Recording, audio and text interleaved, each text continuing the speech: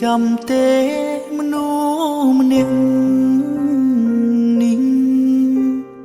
រឿងរ៉ាវច្រើនណាស់លបសាងរួមគ្នាខ្ញុំចាំថាពាក្យចុងក្រោយគឺពាក្យលាហើយយើងក៏បែកគ្នាត្រឹមនោះ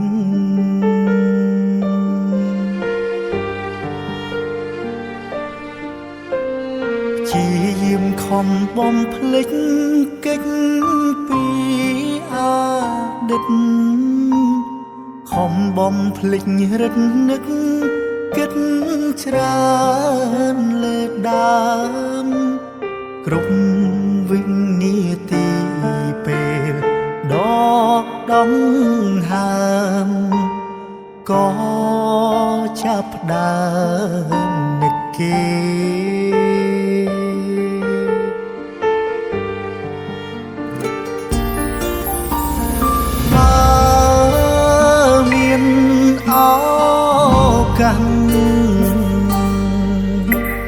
ចង់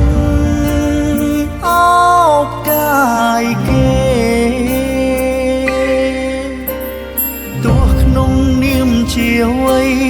ក៏បានដែរសុំពេលក្បែរត្រឹមមួយនាទី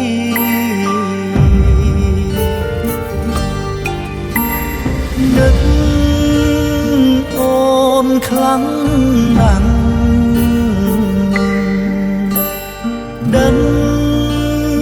ទេผมយំជ្រៅសន្សាមធ្លាក់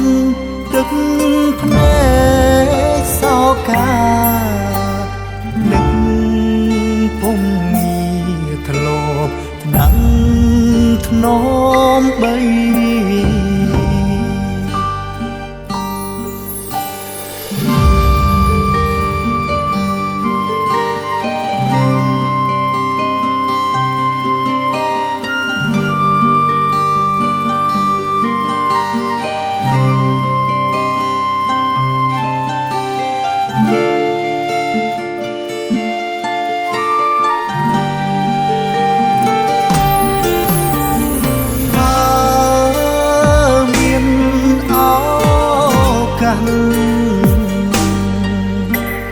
ចង់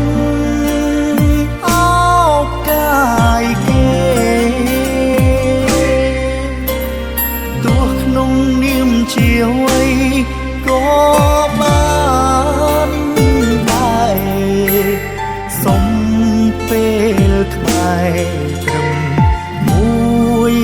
នាទី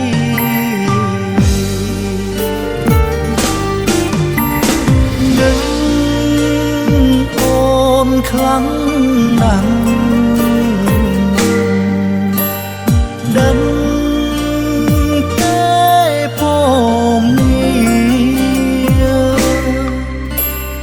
យំជ្រៅសន្សាមធ្លាក់